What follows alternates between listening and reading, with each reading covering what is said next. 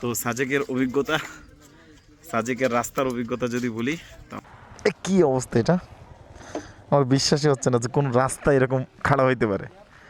আল্লাহ আকবার। কারো যদি ভয় থাকে তাহলে সে কখনো এটা পার করতে পারবে না, উঠতে পারবে না। আরও আমি ডাবলিং উঠছি। এটা আসলে বলে বোঝানোর না, যারা এখানে আসেন নাই তারা বুঝতেই পারবেন না আসলে এটা কতটা যে অ্যাডভেঞ্চার। আমি সত্যি অবাক হয়ে গেছি।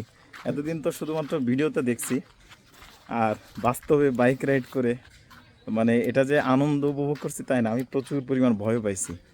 এই জন্য যারা এখানে আসবেন দয়া করে ডাবলিং আসবেন না, একা ওঠার চেষ্টা করবেন।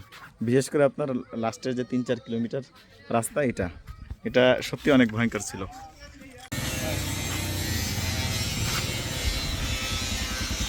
বাইরে ভাই আগে অভিজ্ঞতা শেয়ার করো, কি অভিজ্ঞতা? না মানে লাস্টের যে ঢাল, আগেরগুলো তো কিছুই না, ঠিক না ভাই? এটা কিন্তু ভয়ঙ্করও। পারছো তো উঠতে? পারছো তো?